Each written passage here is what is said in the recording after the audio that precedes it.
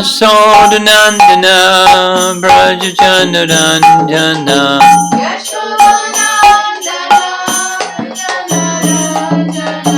Jamunatira Vanachari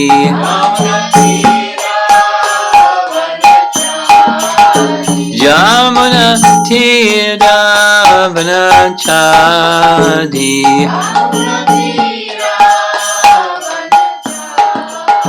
Jaya Radha Madhava Kunja Bihari Madhava Kunja Bihari Jaya Radha Madhava Kunja Bihari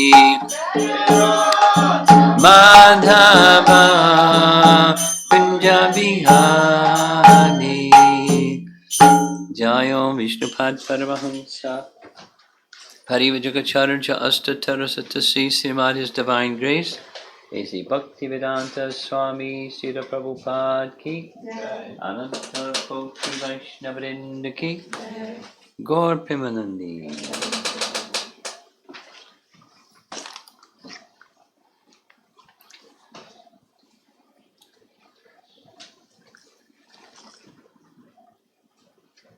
There he goes.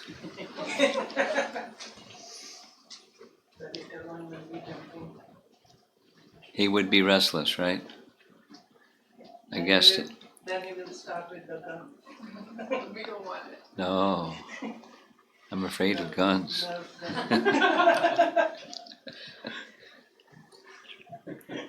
Okay.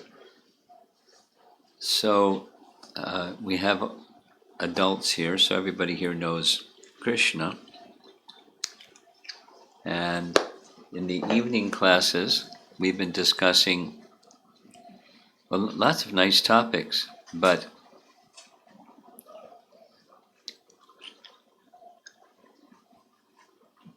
we were discussing Brahma Vimohan Lila,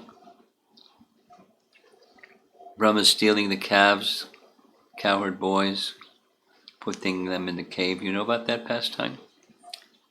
You know about that pastime? You do, but I'm asking him, he's not responding. You're behind the camera, so you... Okay, so you're familiar with that pastime, right? It covers 2 chapters, 13, 14 of Canto 10. In the morning, we were discussing the Govardhan Lila. It covers many chapters. And after the Govardhan Lila, everybody goes back home. And then the elders start going, who is this boy? It's called Wonderful Krishna. They're in this mood of astonishment, which is a secondary rasa. Secondary rasa? There's 5 primary and 7 secondary rasas. One of those secondary rasas is astonishment. So they were being overwhelmed with feelings of astonishment. Who is he? And then appreciating his wonderful exploits. So they went to Nanda Maharaj saying, who is he? How do we understand this young boy? Your son, we have feelings for him more than for our own sons. Please help us understand. So Nanda speaks 8 verses, just repeating what Nanda heard from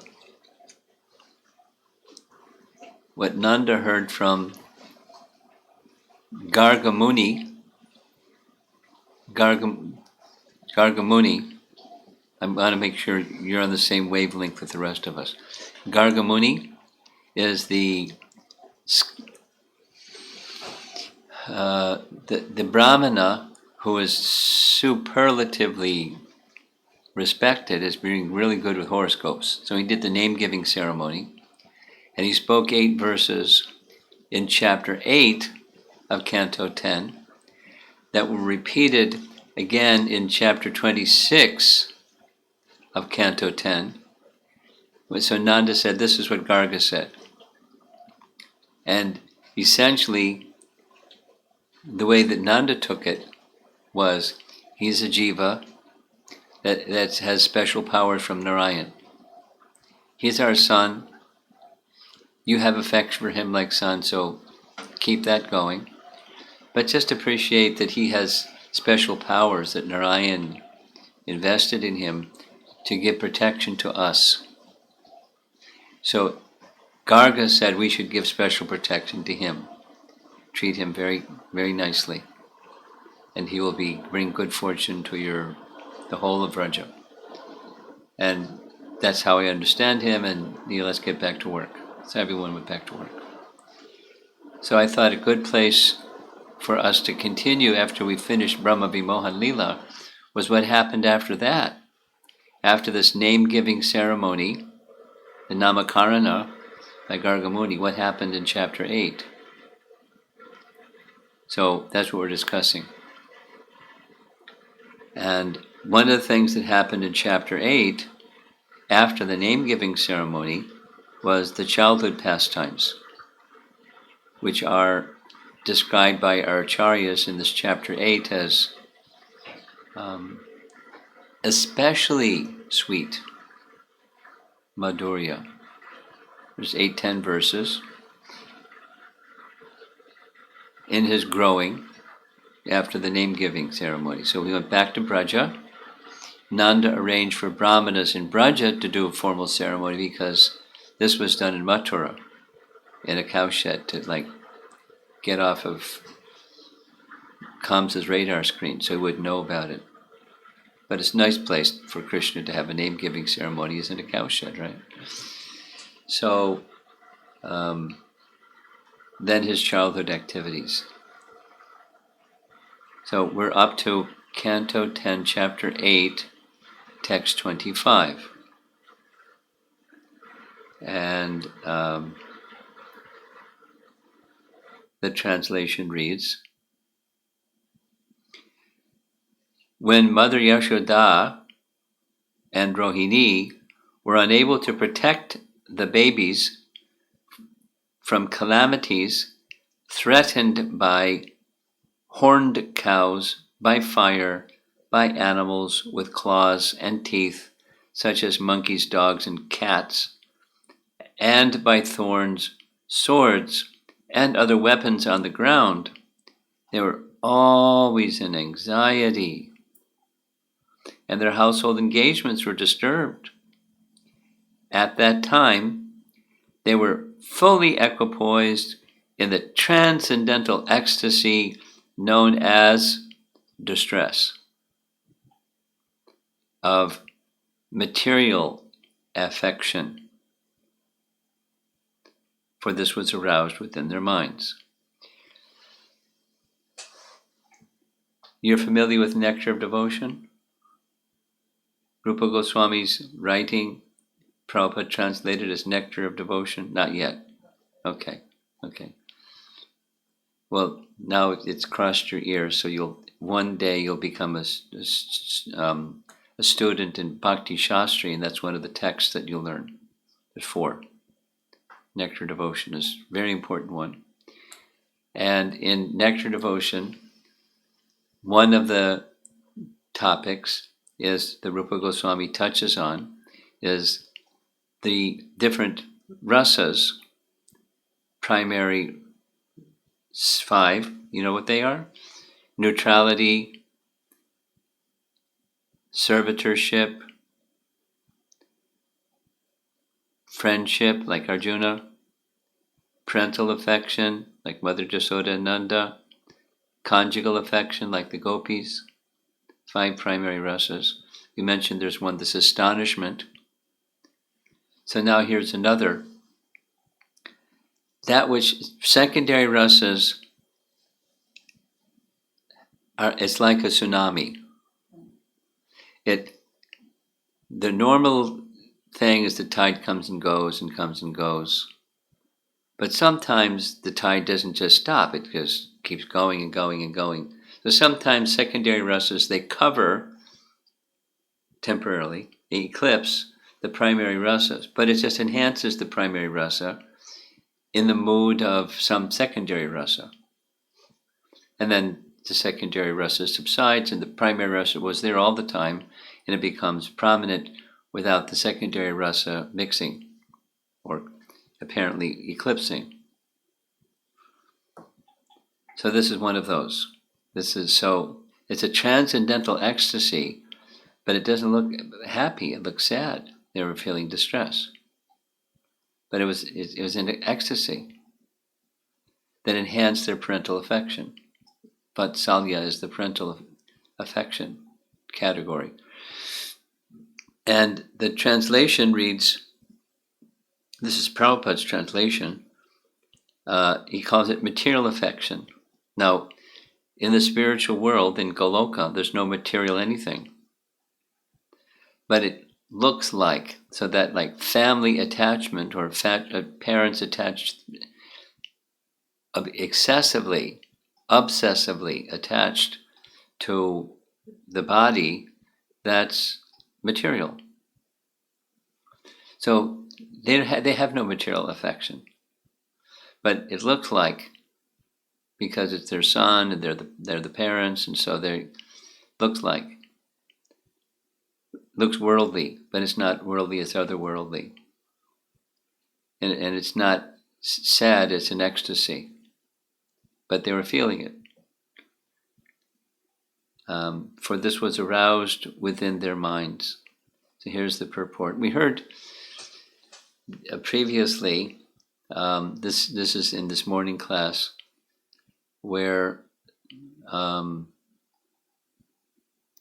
acharyas are describing the residents of Vrindavan were feeling helpless in that just seeing Krishna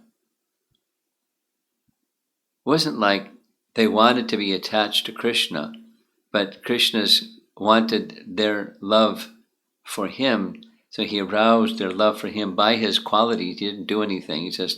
He has these beautiful features and transcendental qualities, and their love would grow and grow and grow. And especially the gopis, they tried to hide or conceal. And the more they tried to hide or conceal, the more it would grow and grow and grow. So, and they contributed, we're helpless. He's doing this. He's attracting us. Oh, we're attracted. So, the affection, similarly, the parental affection, it's Krishna's potency stimulating their affection. On the soul level, they have affection. They want to serve. And their particular rasa is parental love. So he's stimulating their parental love by doing things that would cause them concern. One, he's dealing with some dangerous, parents dealing with dangerous things. The horns of the cows and fire and animals with claws and so forth. So they want to protect, but they couldn't stop him. He just keep playing and playing, and so they were apprehensive, like parents would be. So that's looks material, but it's not. It's an ecstasy because it's in relation to Krishna. And they had household engagements that they would commonly do, and they were religious ladies, and they wanted to do their religious duties, and they had to stand always by the side of Krishna and Balaram, because otherwise they'd be up to this mischief, and then they were neglecting their household duties, and that was another distress and anxiety for them. So here's the purport. All these pastimes of Krishna and the great enjoyment exhibited by the mothers are transcendental. Nothing about them is material. They are described in Brahma Samhita as Ananda Chinmaya Rasa. Chinmaya means spiritual potency. And Ananda Chinmaya is unlimited pleasure. And there was a taste that they were experiencing. In the spiritual world, there is anxiety, there's crying, and there are other feelings similar to those of the material world, but because the reality of these feelings is in the transcendental world, of which this world is only an imitation, Mother Yashoda and Rohini enjoyed them transcendentally. Here's some commentaries, starting with Vishwanath Chakravarti Thakur. The boys were very naughty. They wanted to play with the horned creatures like bulls, creatures with sharp teeth like dogs, fire, knives, and birds, and the mothers could not perform their household duties because they had to stop them. Then their minds became disturbed. This is a sanchari bhav, which nourished vatsalya rasa. So I'm not going to do a Nectar Devotion class. What is sanchari bhav and this bhav and that bhav? But it's spiritual ecstasies, and this verse is describing a particular spiritual ecstasy. That feeling that they were feeling is a spiritual ecstasy called sanchari bhav. Jiva Goswami writes, when the boys became stronger with age, because the previous verse was crawling around in their hands and knees, the mothers became agitated with prema because of these boys' fickle actions. The mothers had to prevent them from grabbing horns, fire, teeth, etc. But they could not prevent them. Why could they not control the boys? The boys were most fickle. They wanted to touch horns of bulls, teeth of dogs and monkeys, knives. And Jiva Goswami says, in some version it says snakes, because you can keep knives away from children, but not snakes. And birds, such as peacocks. They would prevent their son from touching these things, but others could not, since they could not beat them, scold them, since it was necessary for the mothers to prevent them, as they were overwhelmed with affection. They did this by keeping the boys by their sides and by using words. But then they were not able to do duties in the house to which they were attached from the birth of Krishna, since they took that house as Krishna's house, even their own house. Thus their minds became unsettled. When the people of Vraja became unsettled, that unsettled state is called the sanchari bhav, and it's a specific subcategory of sanchari bhav, chapala, like the mind, right? Chanchala and chapala, nourished the sanchari bhav called vatsalya, parental affection, and became superior to samadhi. The highest stage of happiness in the house became manifested. Later, this is chapter 8, so chapter 14, Brahma is going to say, comparing the residents in Braja to people in the material world, the homes, wealth, friends, dear relations, bodies, children, and very lives and hearts of the people of Braja were all dedicated only to you. The people of Braja were never absorbed in material consciousness. Nanda Maharaj and others could not even perceive material tribulations. That's a quote from Canto 10, Chapter 11.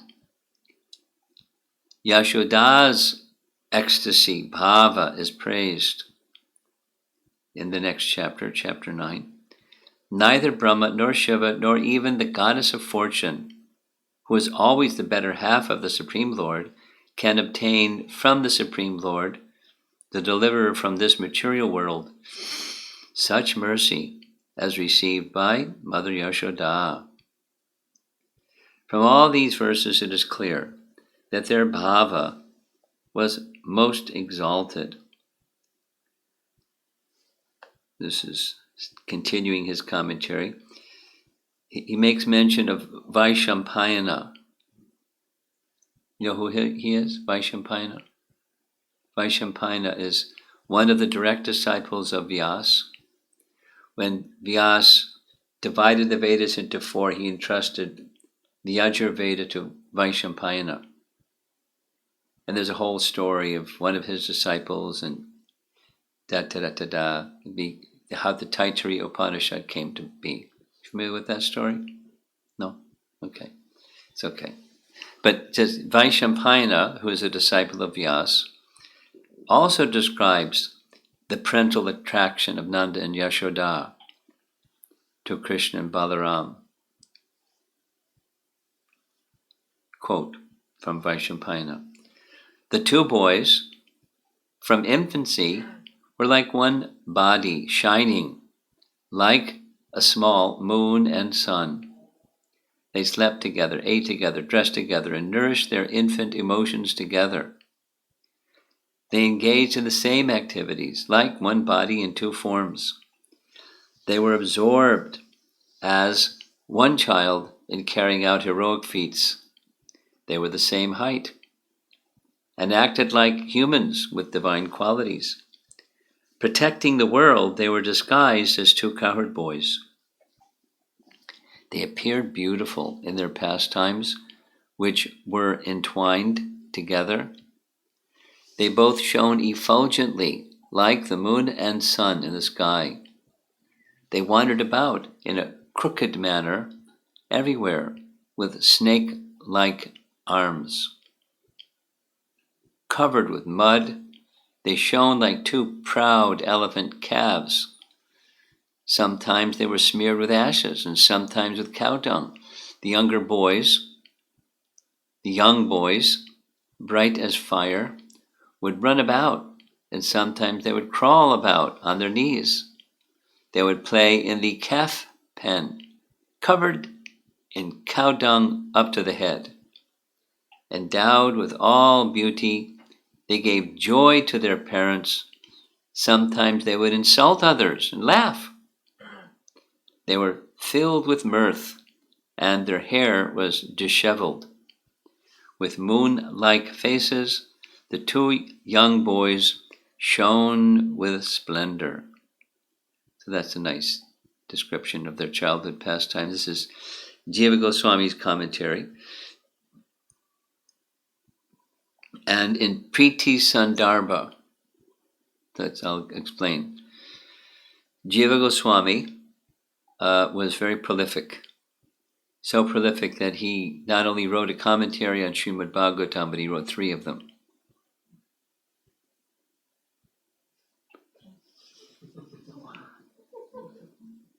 And one of them was like what Prabhupada did, verse by verse for the entire Bhagavatam. Then another one was just in 10th canto, an extensive commentary from 10th canto. What we just read above, that was his 10th canto commentary. And then the third was topic within the Bhagavatam, divided. And there's a certain style, in the style of literature is called the Sandarbha, so it has different parts. And the final of the 6 parts is Priti Sandarbha. So Priti is a word that Jiva Goswami liked, which we commonly use the word prema for. The goal of bhakti is prema bhakti. So he used Priti. So that's the goal of devotional service, Priti Sandarbha. And in Priti Sandarbha, he makes reference to this verse that we just read this evening as an example of the anubhavas of the parental group in Braja. So anubhava is, in simple language, is an ecstatic emotion. Like, woo! Ecstatic emotion, anubhava. So Mother Yashoda and Rohini experienced that. Although It looked like anxiety because the parental affection was in ecstasy and anubhava. They worshiped the Lord for his protection. Here's an earlier chapter, chapter 5. The great-minded Maharaja Nanda gave clothing, ornaments, and cows and charity to the cowherd men in order to please Vishnu. And thus he improved the condition of his own son in all respects. He was thinking, by this I will please Vishnu, and thus my son will have all auspiciousness. With this vow, Nanda performed worship of everyone. So this is the parental affection, anubhava. And another section of Priti Sandarbha again makes reference to this verse, saying there is also fear. Wanting to protect is one, and fear is another. Same verse, same translation, same everything. They were fully equipped in transcendental ecstasy known as the distress of material affection. For Lord Krishna's welfare, a devotee in Vatsalya Rasa may worship the demigods or other exalted beings. An example of this is seen in the words of Srimad-Bhagavatam 10.5.16. This is Nanda Maharaj giving charity to everybody at the time of Krishna's birth. Here, Nanda Maharaj thought, quote, by these activities Lord Vishnu will be pleased. When he is pleased, then good will come to my son. Thinking this way, Nanda properly performed these activities of worship. That is the meaning. Natural with the childhood pastimes, there's a certain group of the residents of Vrindavan that are most stimulated. And that's the parent group. In this section, there's not a lot said about the cowherd boys, but of course that's another group, the cowherd boys. And that's going to come later in this chapter. You'll see, it's interesting. So I'm going to cover one more verse, and that's text 26. Oh, King Parikshit. This is Shukadev speaking to the king. Within a very short time, both Rama and Krishna began to walk very easily in Gokula on their legs by their own strength without the need to crawl. So that the crawling phase is over. It's not a whole lot described, but just giving little images. They're pulling on the tails of the calves, and calves being startled and getting up and running, and they're holding on to the tails, going for a ride.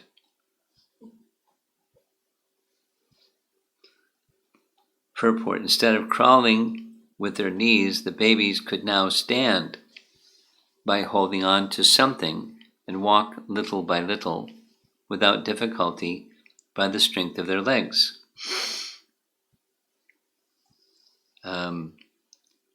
Vishwanath writes, without scraping their knees on the ground, they began walking easily about Gokula.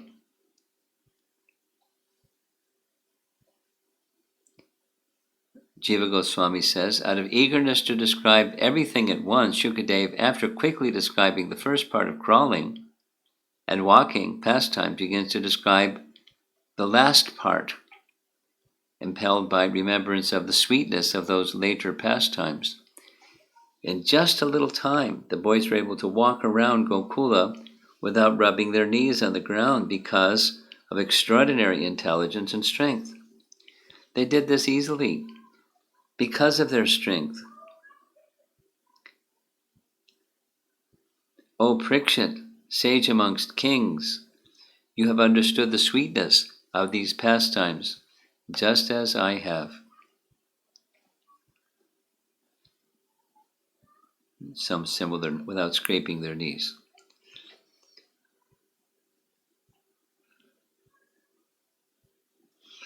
This is apparently Sridhar Swami's commentary. Krishna speaks, Dear Father, because of us, your two sons, you and Mother Devaki always remained in anxiety and could never enjoy our childhood, boyhood, or youth. Now this is 45, chapter 45. He's gone to Mathura, he's killed Kamsa, and now he's with Vasudeva and Devaki. And commentary makes reference back to this chapter 28. Krishna said, because of your anxiety for us, you never experienced the happiness of raising us through Balya, Pauganda, and Kaishore ages. It may be objected that the women of Mathura mentioned that Krishna and Balaram were of Kaishore age and had not reached Yovana. And the quote, chapter 44, Krishna and Balaram have very tender limbs, being still at the Kaishore stage, and have not reached adolescence, Yovanam. Thus, the match between the huge wrestlers and the young boys was unequal. Therefore, it cannot be said that they finished their Kaishore age. They hadn't even reached Yovana age. They weren't teenagers yet, they were still 12. The definition of different stages of growing up is given as follows. So here's some technical terms. The Kumara stage lasts until 5. Poganda, up until 10. Kaishora, to age 15. And from then on, one is known as Yovana. Should I do it again? Komara, Komara Acharit Pragyo Dharman Bhagavatani, how that verse, Prahlad is speaking to his classmates. So it's up until 5. And then Poganda, 5 to 10. And Kaishora, 10 to 15. From then on, one is known as Yovana. So Bala is also used, Bala or Kumara, Poganda, Kaishora, and Yovana. According to this statement, the Kaishora period ends at the age of 15. Krishna was only 11 years old when he killed Kamsa. Of course, commonly we hear it's 12. As verified by Uddhava's words, Ekadasha Samas Tatra. Like a covered flame, Krishna remained there incognito with Balaram for 11 years. Uddhava said that. Canto 3, Chapter 2, Uddhava speaking. And since Krishna and Balaram never took brahminical initiation in Brajabhumi, it was at the time of their going to Mathura that their Kaishore age began rather than ended. And the verse that we read this evening, this objection to Lord Krishna's statement in the present verse that his parents could not enjoy his Kaishore age is based on ordinary measurement of age. Yet we should consider the following statement of the Bhagavatam. It's when they started to walk. Sometimes we see that a prince, even while in his Poganda stage of life, undergoes exceptional physical growth and exhibits activities appropriate to a Kaishora. Then what to speak of Lord Krishna, whose exceptional growth is established in Vaishnava Toshini, Bhakti Rasamrita Sindhu, Ananda Vrindavan Champu, and other works. At the age of 3 years and 4 months, Krishna displayed the qualities of a 5-year-old, while spending his Komara age in Mahaban. That's when he started herding calves, which didn't normally happen until the boys were 5. A little precocious. The period from then to the age of 6 and 8 months, during which he lived in Vrindavan, constitutes his Poganda stage. Again, it's earlier than 10, but it's 6 years, 8 months. The period from the age 6, 8 months through his 10th year, during which time he lived in Nandishwara or Nandagram, constitutes his Kaishora age. And then he left Nandagram. Then, at the age of 10 years and 7 months, on the 11th lunar day of the dark fortnight of the month of Chaitra, Krishna went to Mathura. And on the 14th day thereafter, he killed Kamsa. Thus, Krishna completed his Kaishora period at age 10. And he eternally remains at that age.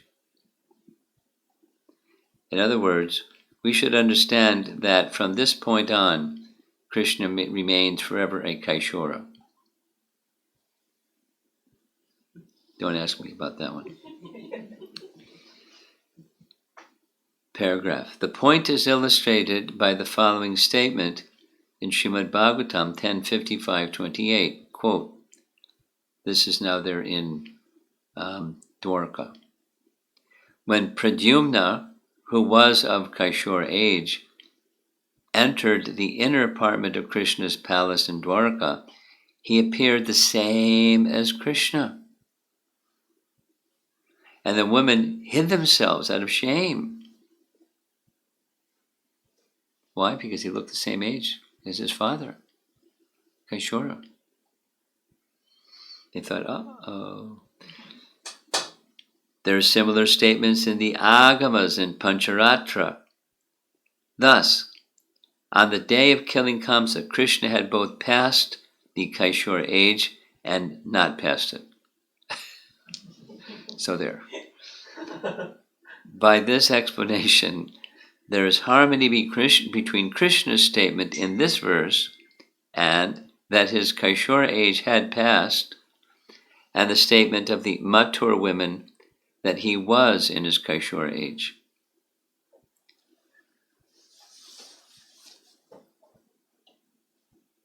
Is it okay? Should I go over again? You're okay. All right, okay. Now there's reference to this evening's verse found in commentary on the later verse, Canto 10, Chapter 11.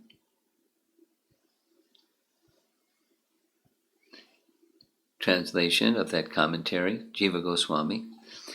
In this way, Krishna and Balaram, acting like small boys and talking in half-broken language, gave pleasure to all the inhabitants of Braja. In due course of time, they became old enough to take care of the calves. Paragraph. The sequence of events in Mahavan, according to age, is as follows. Killing Putana, breaking the cart, Shakatasura, name-giving ceremony, crawling, walking, killing Trinavarta, first showing the universal form, dancing for the gopis, buying fruit, pulling the calves' tails, eating dirt, a second showing of the universal form, stealing yogurt, being bound to the mortar, Yashoda calling the boys for lunch, and entering Vrindavan. Now, the pastimes in Vrindavan begin. They please the people of Braja by their childhood actions and charming speech as previously. They began herding the calves. The two ended their Kumara period at the age of 4, though normally it ends after 5, for it is said in this verse, this evening's verse, O sage amongst kings, within a very short time Balaram and Krishna began to walk very easily in Gokula on their legs without need to crawl. In Vrindavan, they continued their Kumara period for 1.5 years, since the stealing of the calves by Brahma took place within this period as well. Later in this chapter, it is said, quote, "In this way, Krishna and Balaram passed their Kumara in Braja by engaging in activities of childish play. When Balaram and Krishna attained the age of Pauganda, while living in Vrindavan, the cowherd men allowed them to take up the task of tending cows." So when he was 4, he started herding cows.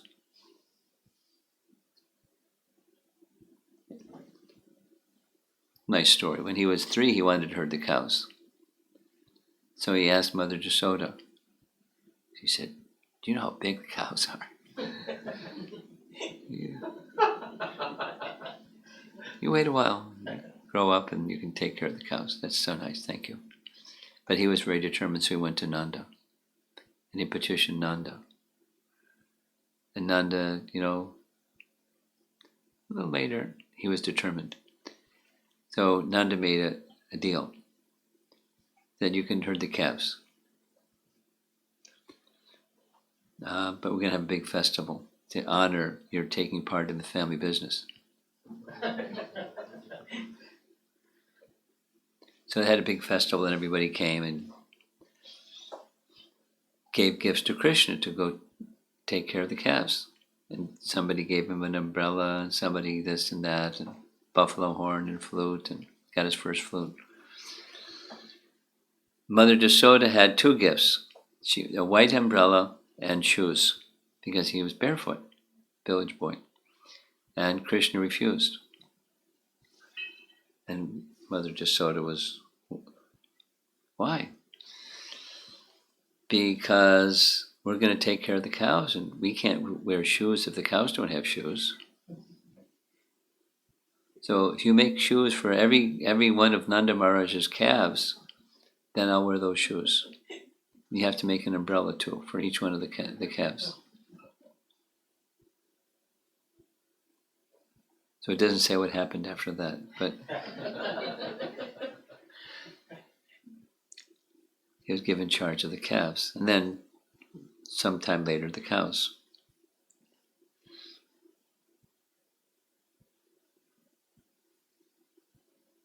Concerning their play in Mahavan, it is said, Krishna and Balaram passed through their Kaumara period and stayed at Mahavan until the age of 7. Quote, "At the age of 7" should be understood to mean they acted like 7-year-old boys. As with other contradictions, some people explain that this description is from a different kalpa.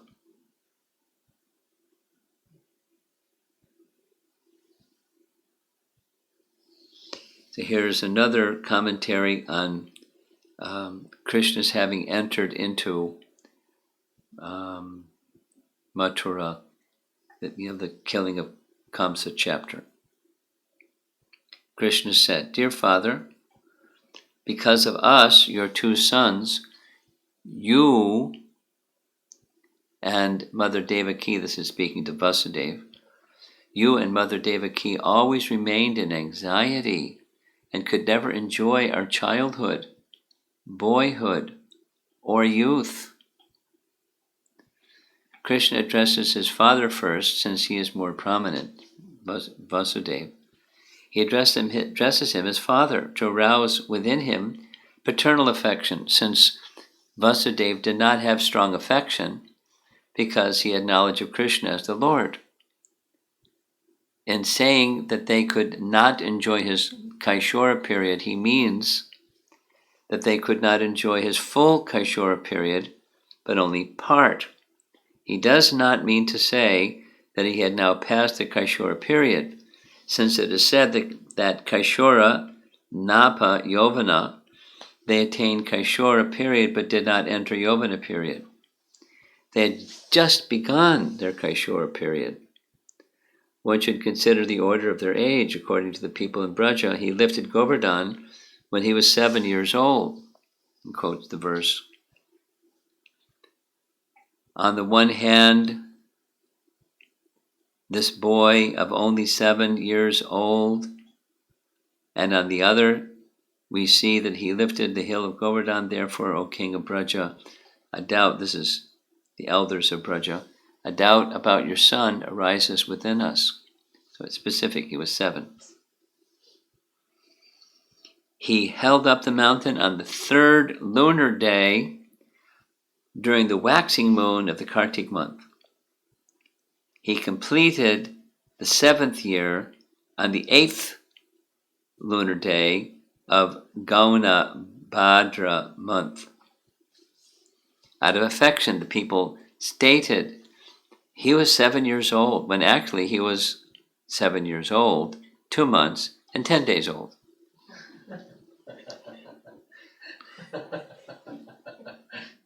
Taking that date as a marker, one should calculate the age at which he performs the previous pastimes. One should also consider the following statement and the example of quick development seen in a prince. Really comprehensive, huh? Oh, King Parikshit, this is our verse for this evening. Within a very short time, both Balaram and Krishna began to walk very easily in Gokula on their legs by their own strength without the need to crawl. Therefore, it was not impossible that Krishna lifted Govardhan when a little over 7 years old, since he was, moreover, the Supreme Lord. He killed Chanavarta when he was only 1 year old. Damodar month pastime took place at the beginning of his 3rd year,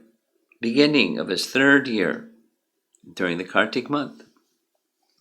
Some days after that, they went from Gokula to Vrindavan. After 2 or 3 months, Krishna began herding the calves. While he's still 3. While herding the calves, he killed Vatsasura, Bakasura, and Vyomasura.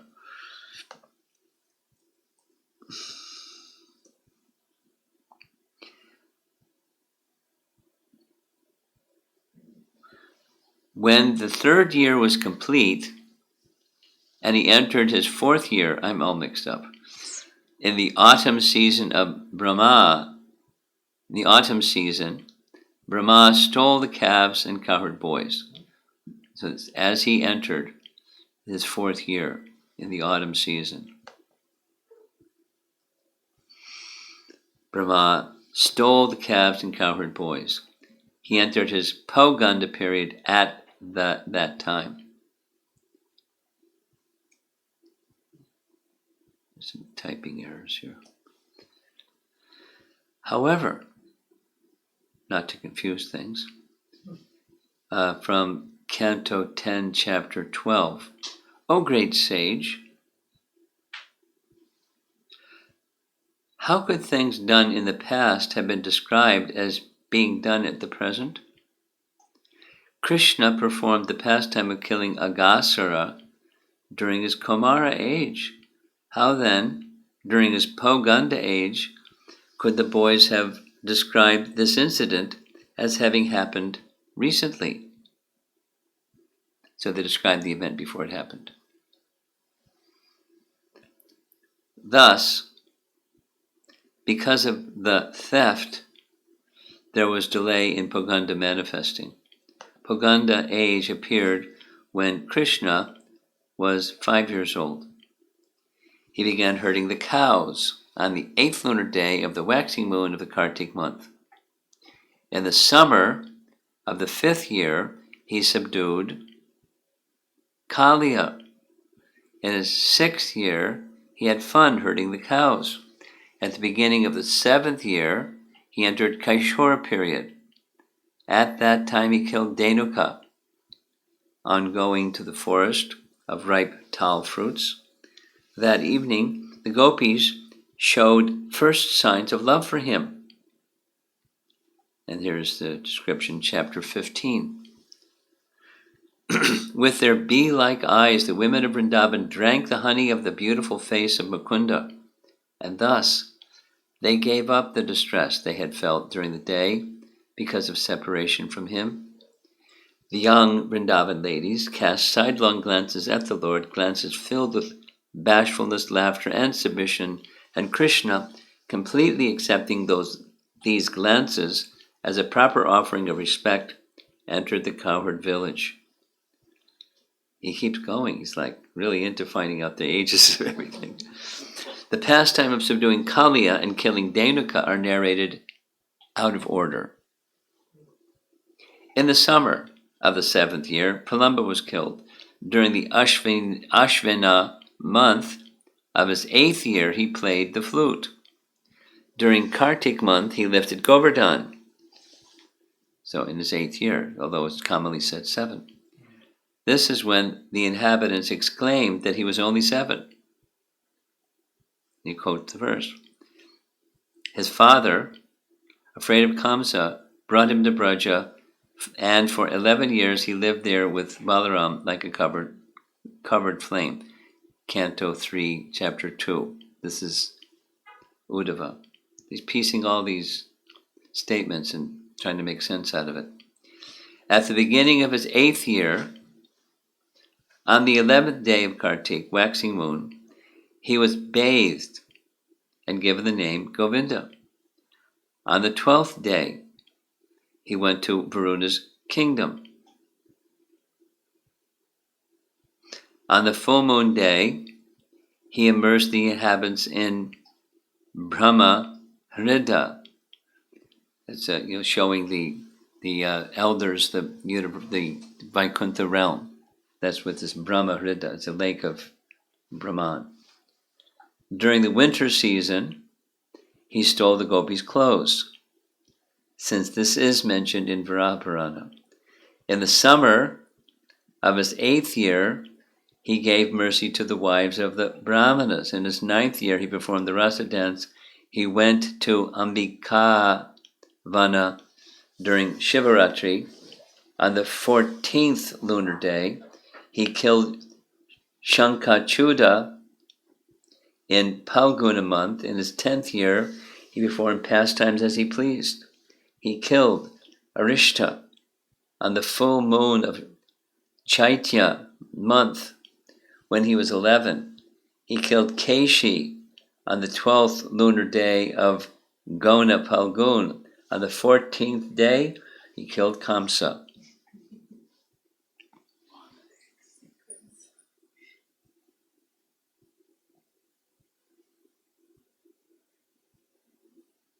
This is when he's 10. He was not only actually 12 years old at that time, but 11. As mentioned in 3.226, that's Uddhava's statements. At the end of his 9th year, he entered full Kaishora period. He does not age beyond this period.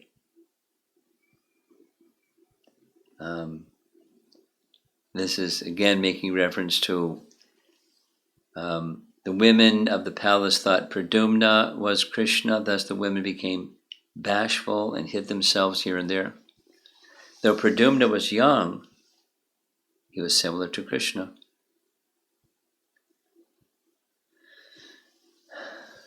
I think we're going to have to end. It goes on. Very popular pastime. We'll continue tomorrow, hopefully, or Monday, because tomorrow's Sunday. We're not going to do this on Sunday feast program.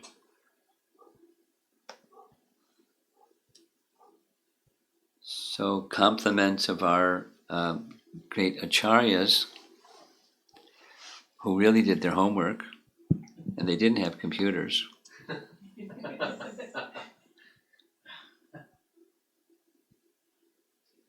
But they're patching this and that and the other, and it's like at their fingertips, just like something. So you ladies that are very familiar with cooking, you can, when you first start to learn cooking, it's like clumsy, but after a while, it's just some of this and some of that, and off you go. So they're so familiar with the scriptures. It's inside and outside. Someone just shared with me, and I don't think I have it. I might have it. Here's Sanatana Goswami's appreciation of, I can't do it. Yes, I can. Sanatana Goswami's appreciation of Srimad-Bhagavatam. There's 147 prayers to Srimad-Bhagavatam in Sanskrit. And the concluding 5 are translated as follows.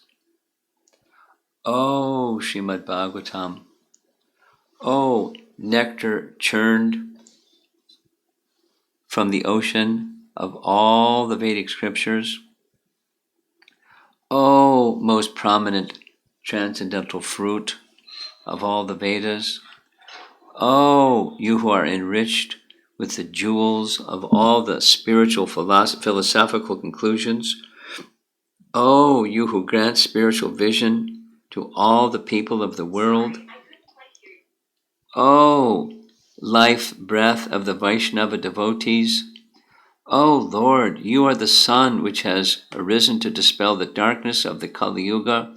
You are actually Krishna, who has returned among us. That's 2 verses put together. Number 3, oh Srimad-Bhagavatam, I offer respectful obeisances unto you. By reading, you, one attains transcendental bliss, for your syllables rain pure love of God upon the reader. You are always to be served by everyone, for you are an incarnation of Krishna. Number 4, O Srimad-Bhagavatam, O my only friend, O my companion, O my teacher, O my great wealth, O my deliverer, O my good fortune, O my bliss, I offer respectful obeisances unto you. And 5, last one. O Srimad-Bhagavatam, O giver of saintliness to the unsaintly, O uplifter of the very fallen, please do not ever leave me. Please become manifested upon my heart and my throat, accompanied by pure love of Krishna.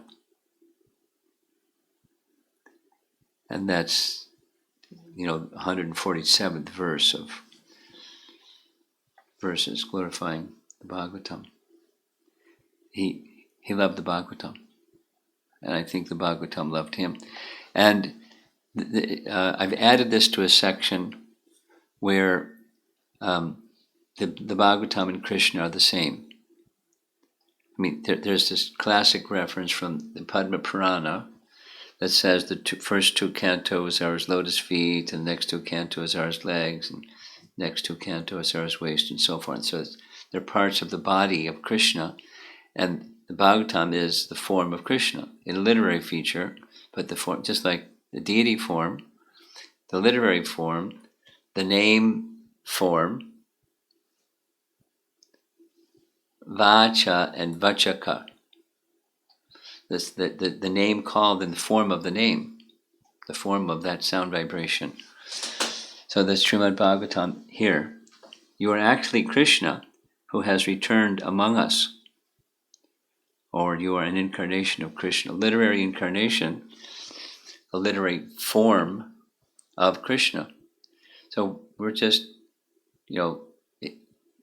associating with Krishna through sound.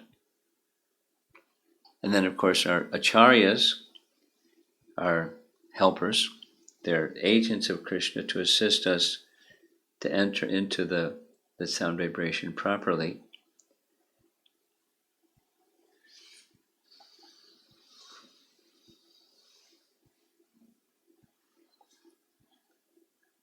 I forget who it was. Maybe somebody in this room knows who this is. Somebody was sharing with me. A devotee somewhere in South India has a mother who loved Srimad-Bhagavatam in her native tongue. She read Srimad-Bhagavatam many, hundreds of times, again and again and again. She just loved Srimad-Bhagavatam. She lived with Srimad-Bhagavatam. Then her daughter became a Hare Krishna devotee. And so her mother was gifted by their Hare Krishna devotee daughter a Srimad-Bhagavatam BBT Prabhupada, purports, the Bhaktivedanta Book Trust version in her native tongue. And although since her childhood she's been reading every day, she shared with her daughter-in-law, now for the first time I'm understanding. Without the Bhaktivedanta purports, how are we going to understand? The answer is we won't. There's benefit for sure, but not the same. And I've been a little reluctant, more than a little reluctant, to continue with this procedure of just reading commentaries. The reason being, newer people may think, "Oh, I don't want to just read Prabhupada's Bhaktivedanta purports. I want to read so many other things and get clobbered over the head with reading so many other things." So I've been more than reluctant, but reading Prabhupada's purports. Now, these later chapters, they're not Prabhupada's purports. After chapter 13, it's his followers. And his followers, in many cases, most cases, followed the mood of our founder Acharya, which included making it, putting the message in current context of the world and the challenges of Kali Yuga and so forth. Not so much just like relishing the nectar of the words and different phrases and things, but very practical. But Prabhupada also did the other. Here we see examples from the chapter 8 that we read.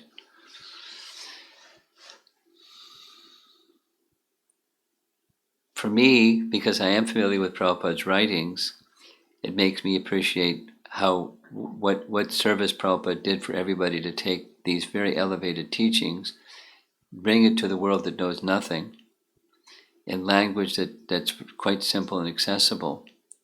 They don't have to be Sanskrit scholars and know terminologies and all these other things. But his message is transparently consistent with what our acharyas have prepared. And that's an important discovery, rather than just let it be notional or emotional. It's factual, because there's many generations that span over these commentaries, because many times they refer to Sridhar Swami was even before Chaitanya Mahaprabhu. And then Chaitanya Mahaprabhu and his immediate followers, the Goswamis, and then a couple of centuries later is Vishwanath Chakrabarti Thakur, and then others. So there's time, place, and circumstance, audience considerations, but the message is the same message. The language is current. The audience is for a particular audience, like Jiva Goswami's audience was for more scholarly people, and Sanatana Goswami is for more everybody, but with the same, the little softer, in the scholarship department, but and not all the rigors that Jiva Goswami was keen to do, knowing the audience he was addressing. They would object to anything, so he didn't give them any wiggle room. Anyway, I appreciate this exercise. I'm sure at some point I'm going to stop it and we'll do something else. But It's nice. And it certainly has an effect of drawing one into details about Krishna's Braja Lila and the glories of the Braja residents and the kind of love that they had and the kind of love that Krishna has for them and the ways in which he engages in loving exchanges with them according to different positions. Very sweet, very inspiring. So let's see if there's some discussion. Yeah. I meant to read just one verse and I got carried away and read two. And the second one was really long, so. Well, it was very nice. Huh? It was very sweet and nice. Yes. So, Guru Maharaj, lately,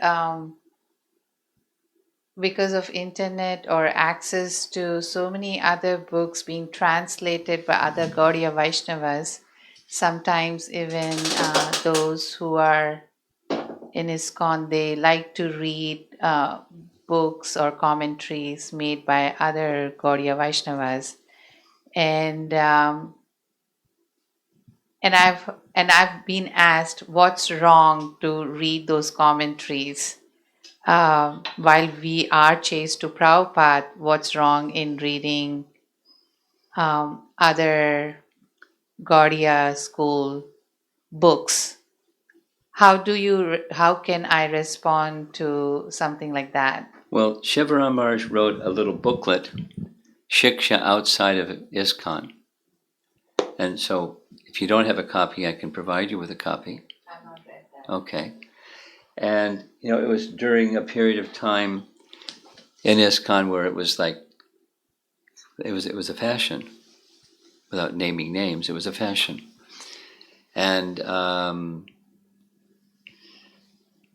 so in summary, I could just say 2 or 3 things. The way that Srila Prabhupada was uniquely empowered, don't go away from that.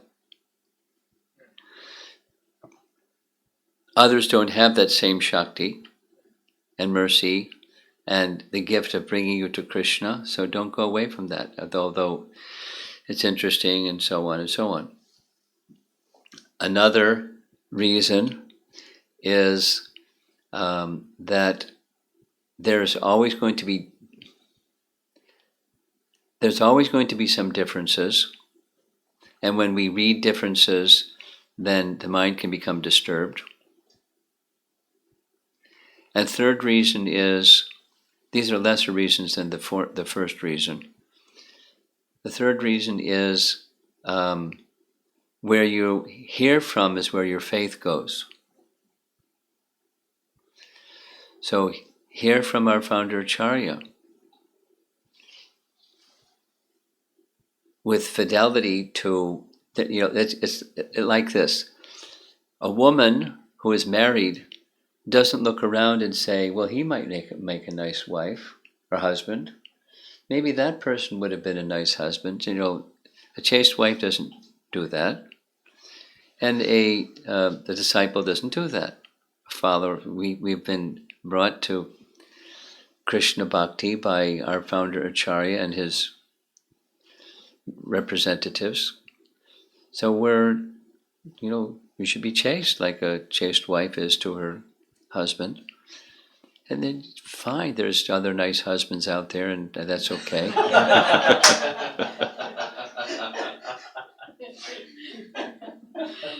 I'm chaste to my husband. Like that. We don't go here and there. And another reason that's significant is there are followers of those other people that are nasty and malicious and hostile, and so we just their acharya may be fantastic and the followers may not be so fantastic, and you start going in that direction and you're inviting some unpleasant exchanges. and worse. So those are some reasons. But I'll share this booklet with you. It's not long, and it's strong. It's Shivaram-esque strong writing. Shiksha outside of Iskcon.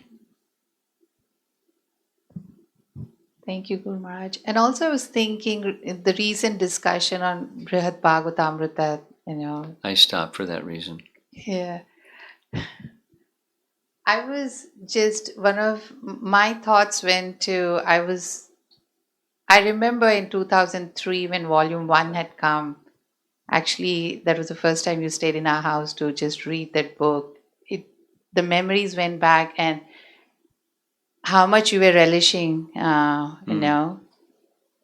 And I do feel a big loss, like he not being here now to continue the service like he was doing.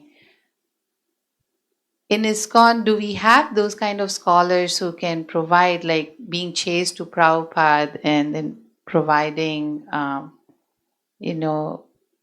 commentary on certain books? Because seems like certain group of devotees, they want to know more about our scriptures, which they don't have English translations.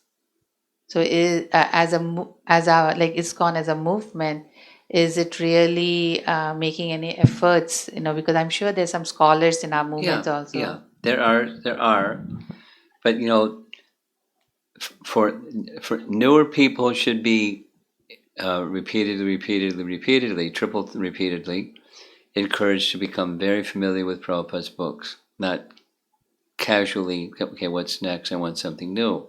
Very familiar with Prabhupada, because that's the foundation. Before you build a house, you make sure you have a strong foundation. And then, for persons that have been around for a number of years, then they may want to explore in a deeper way. So yes, there are scholars who have done such things. And scholars that are chaste. And I would say there's three that are outstanding, chaste scholars, Gopi Pranadana being the top of the list. Urmila made a little publication on Manushiksha, which I believe you've read. And, she's chaste to Prabhupada, and she's not just Urmila's Uvasha, it's others who have, I haven't read it, but I plan to one day, one of these days, read and speak it.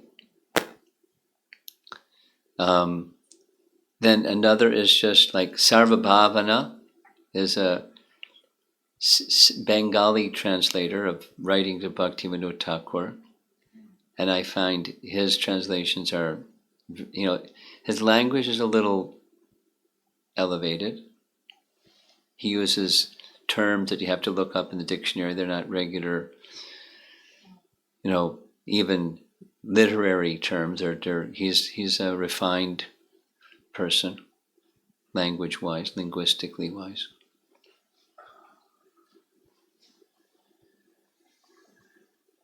Shivaram Raj did this explicitly, this as a follow-up of Shiksha outside of Iskcon, people that want whatever they want. So he made an effort to provide what they want, with descriptions on, one of them I recently referenced, because I haven't read them, but I referenced, Krishna never leaves Vrindavan. Somebody was asking that, so I just cut and pasted. And that the title of the book, Krishna Sangiti, the word Sangiti means leaves and enters. It can mean either. So Krishna returned to Vrindavan. There's details, and Krishna never leaves Vrindavan. It's both. There's 2 chapters, and it's refined and very careful, and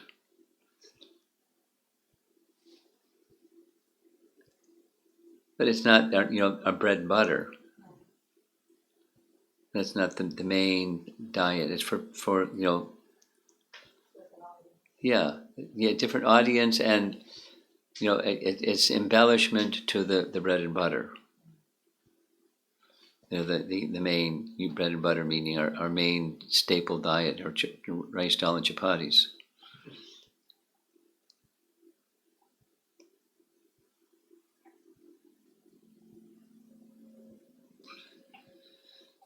It's the apple pie, every couple of weeks.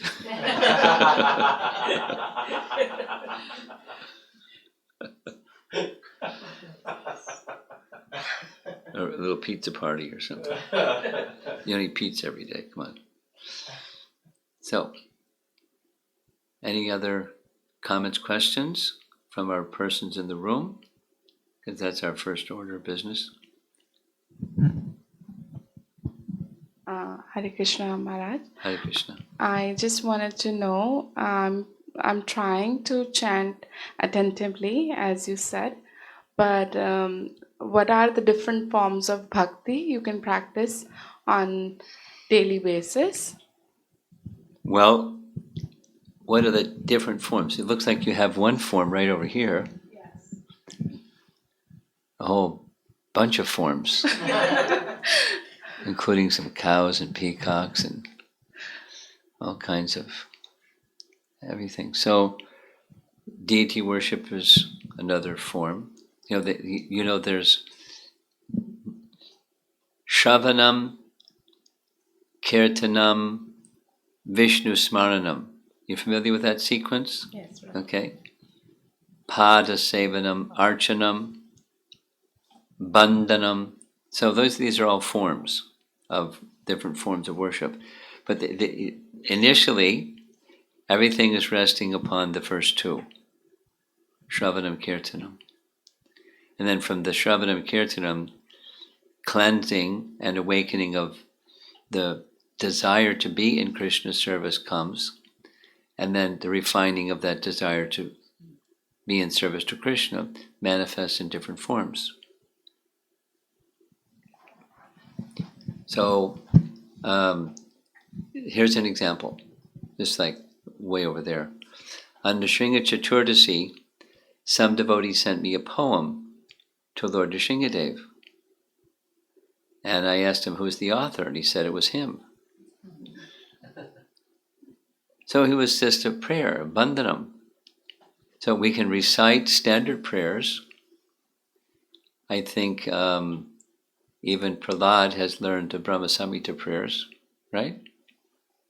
Because something that is done in the house regularly. I just assume that because when we chant Brahma Samhita, he doesn't need a sheet, he knows the verses. So just by reciting, then you not only know the words, but you become familiar with the meaning of the words. It's a bandhanam.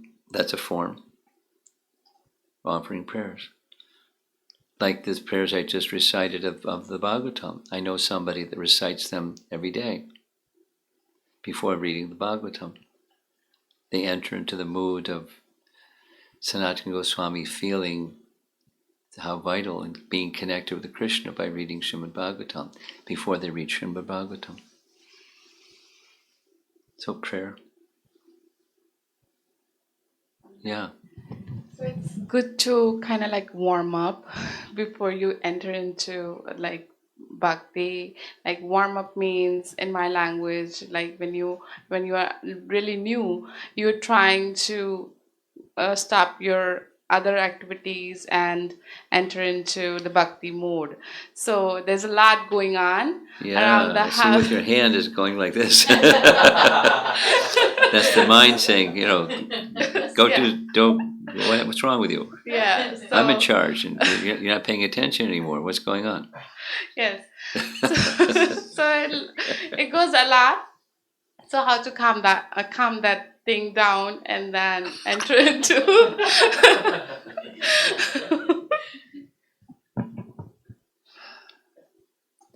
Well, a really nice example is cleaning. Supposing you go to clean some place, like say a house that hasn't been occupied in some number of years. It's a nice house, but it's not been maintained. And you start to clean. Whew.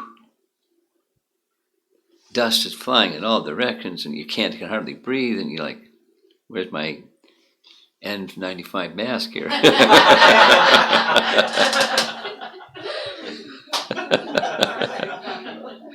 But what do? You just keep cleaning and cleaning. This is Prabhupada's example. And eventually it becomes clean, and it becomes an inviting place to stay. So the heart cleaning is like that also. We've been, distracted and whatever else, neglecting, and, so there's going to be that dust flying in all directions kind of thing. It's just they're paying for the price for the previous free will choices, and now we're moving in this direction. We have good association, we have good teaching, we have good process, you have good cleanser, and you keep doing the cleansing patiently with faith, and you continue. And with faith, that cleansing is effective, and the noise subsides. It doesn't stop, but it becomes less. And then you have a little more light instead of just like noise. You keep, a little more light. Let me keep going. Yeah. Okay, we have some online questions. Any Madhumago? No? You're speechless. That's news. I had a similar question regarding the. In my mind, I was thinking about loyalty. That's what came. Loyalty, fidelity, sure. Yeah. So Chastity. chastity, fidelity. I was thinking that, especially as newcomers, as carefully being nurtured and trained, we get used to hearing from certain devotees and Yeah, and that's certain, good. That's good. and I also understand that a part of maturity is that there can be variety and diversity and accepting. Well, there's boundaries too. So, as is it a matter of maturity that you can hear different things but still discern that this is what I can take? And Well, yes and no. It depends on where the line is drawn.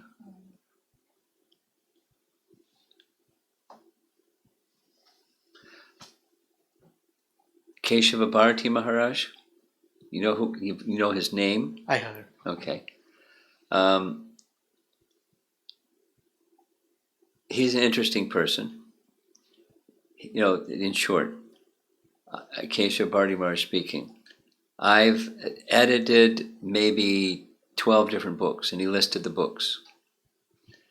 This one, that one, the other one, the other one, the other one. I'm at the stage now where I only want to read Prabhupada's books. I'm not interested in reading other things, because everything is there in Prabhupada's books. And he says there's one exception, and that's Gopi Pranadhana Prabhu. Because of having worked with Gopi, because he lived in Govardhan, as did Keshava Bharati Maharaj live in Govardhan, he knows the man's heart, and he knows his fidelity to Prabhupada. He gave this example just to illustrate Gopi's heart. He says, I'll read Gopi's writings, but I don't want to read anybody else's. I mean, Shiva Maharaj is very dear to me, but I just want to read Prabhupada's books, and, not like get the heck with Shiva Maharaj, but, I'm at that stage. That's all I want. So he gave an example this is anecdotal, but there were two passages that Gopi couldn't translate to his satisfaction to be aligned with Prabhupada. So he just left it, hoping that Super Soul would inspire him to connect with something Prabhupada wrote or whatever. And it didn't come. So it just stayed open, blank in that section of. Then he went to a scholar friend of his who he had great respect for. And a scholar friend of his, who he had great respect for, said, I don't understand that one either. So he was still, so the man was a man of integrity, wasn't like what scholars are normally, you're asking me a question, I'll give you 10 answers. So it wasn't like that. But so it just remained blank for quite some time, and then he read something Prabhupada said, and he put this together with that, and then he could fill in the blank. Because he's fastidious in his fidelity to Prabhupada, loyalty to Prabhupada. And that's the man's heart, not just, interesting. There's boundaries for different people also. And some people are able to read something, digest it, and present it in a fidelity, loyal manner. And some persons are just information seekers, and really they're not so well connected, and it's not, this doesn't have the same potency. And our time is short. Yeah. And our bhakti is not so great. Yeah. You want to be careful. Okay? Yes, thank you. Yeah. This is from Neeraj Bhatnagar, Prabhu. We're already at 8 o'clock, by the way. We've gone for an hour and a half. I'm not complaining, I'm just timekeeping. Sure. Although time is absent in the spiritual realm, who spends most time with Krishna in Vrindavan? His friends, parents, or the gopis? Balaram.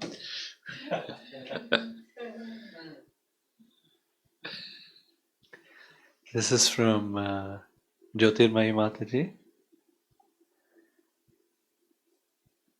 You were sharing about the story of the devotee's mother reading Srimad-Bhagavatam all her life. In the same way, I have a couple of friends outside of Iskcon who love to recite Bhagavad Gita but reluctant to read translation and purport.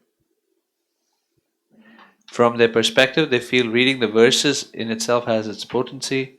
How to slowly emphasize to them to read the translation without ruining the relationship. Prashadam.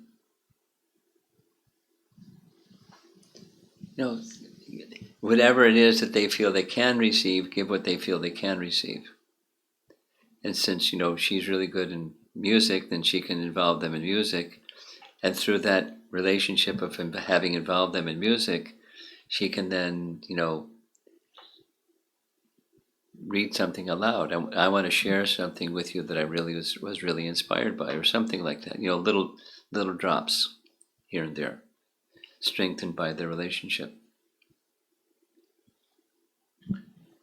This is Rama Raghava Prabhu. You elicited, are reading Krishna's pastimes and relishing them. I do make an effort to read, but the reading becomes an information gathering exercise. What can be done to make reading more relishable? Well, I invite Ram Raghava to listen to the recordings from the heart, and hear it multiple times so it goes in your heart instead of information.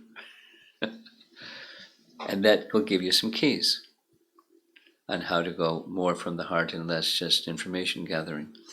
It's a conditioning that we all have been trained in the modern education system. It's information oriented and not heart oriented. So that the bhakti process it's more than information. It's how to get closer to Krishna. But it's not just information. So that's a suggestion. And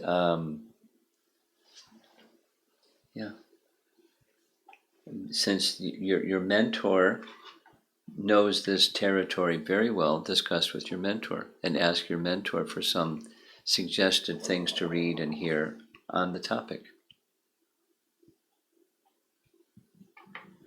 Amara Mataji asks, What is the recommendation on reading books on Srimati Radharani's pastimes or Vrindavan pastimes written by disciples or grand disciples of Srila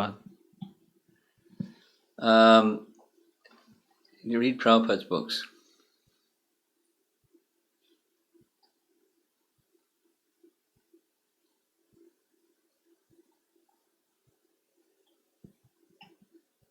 This is from Rupalas Prabhu. On Radhastami, you can read some of those.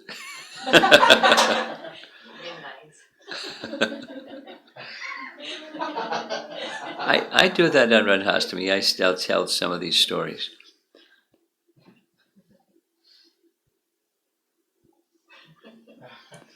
But better than Prabhupada disciples or disciples of Prabhupada disciples is our Acharyas. And that's the purity is 100%. But don't make it your project to read those books, even though the Acharyas on the pastimes connected with Radharani on a regular, on a ongoing basis, and wait for the once a year and learn and remember. And when you go to Vrindavan and take part in yatras, then you'll hear in the holy dham, and then it's kind of sanctified and precious. Next. Rupalas Prabhu asks, when Lord Brahma prayed for Lord Krishna's descent, Lord Krishna ordered demigods to take birth in Braja before his appearance. Yeah. Is it mentioned in some scriptures which demigods appeared there in Braja and which ones were left? It's not that they left a sign outside their palace and said, I'm going to go take part in Krishna's pastimes, I'll be back later.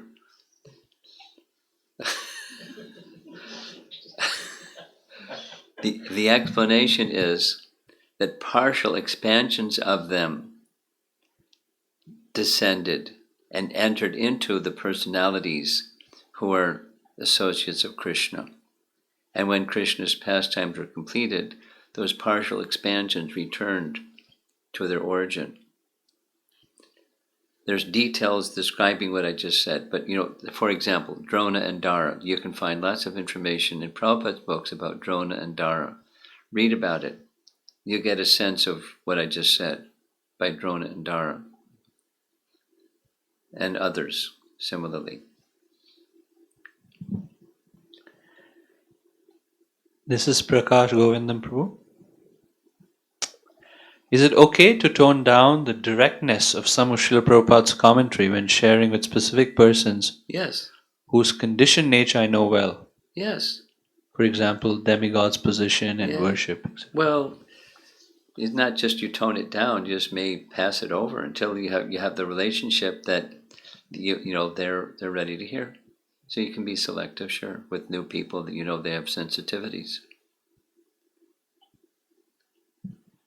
Lingaraja Prabhu asks, when we say inattention to chanting is the root cause of all other offenses,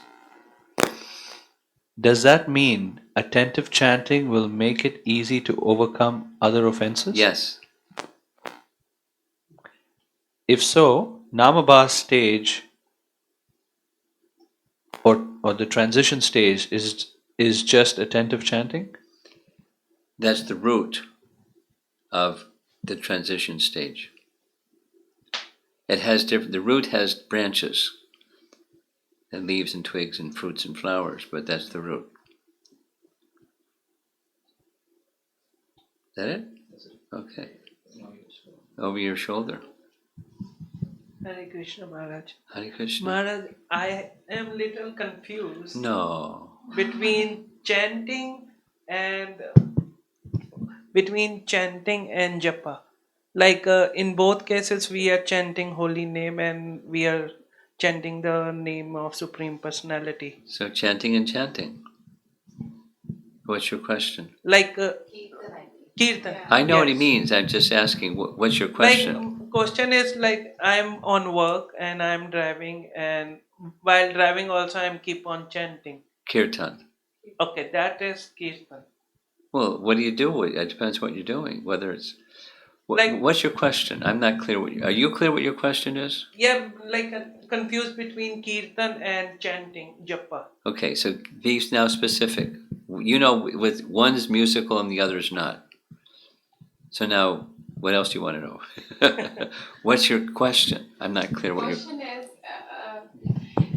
Prabhu, he wants to know that that is counted as a chanting. It's chanting. It's a chanting, but It's not your 16 rounds, but it's chanting. yeah, that's the question. Like, Oh, that's the question. yes, is Oh. the kirtan is japa? He works Yes. as a lift driver and he's chanting while driving. Sorry, Uber. So is that, can I count that as japa time? That's what you're asking. Yes. Oh, that's a clear question. Like, so sometime I'm driving with the, like I'm free, I will be on my beats. And Is that in between riders? Or is while you have a rider in the back seat? Or both? Both. Okay. So I never listen to the music. So I just put Okay. the japa Okay. Kirtan CD on, and Okay. they also listen Kirtan, and I also Okay. listen. Kirtaniya Sada Hari. Sada, always. Kirtaniya Sada Hari. So your vow, your vrata, to chant certain number of rounds per day, whatever that number is, it's not while you're driving. You can chant while you're driving. That's not your vrata for chanting. Because it's Kirtaniya Sadahari. What are you going to do? Your driver. But you can. How do you Kirtaniya Sadahari? Fortunately for you, you're not sitting like he, at a cubicle somewhere. If you're chanting in the cubicle, excuse me.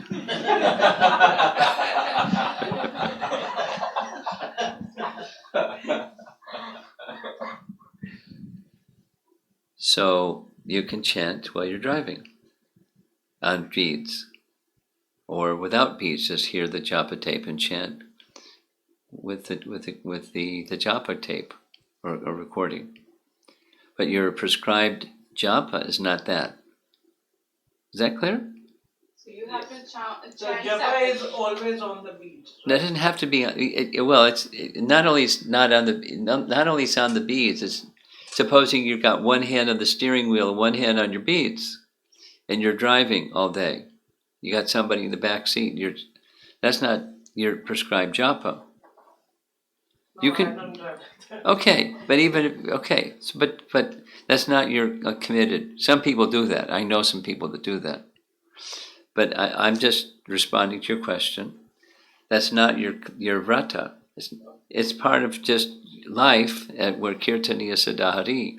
But then your prescribed number of rounds, or your vrata for chanting some number of rounds, it's not that. Whether it's a musical kirtan or a recorded japa, and you're listening and people in the backseat are listening, and you're got both hands on the steering wheel and you're chanting japa because you don't have your bead bag in one hand, your other hand on the steering wheel. You're a safe driver. So that's nice, but it's not your prescribed chanting. Your vow to keep some daily numerical chanting. That's clear as your question. Whew. Okay. Anything? No. You sure? Okay. Okay. This is from Rukmavati Mataji. The Acharya sang the Vaishnava songs in a particular mood. Is it okay that I also sing though we don't possess the same mood? Yes. Yes.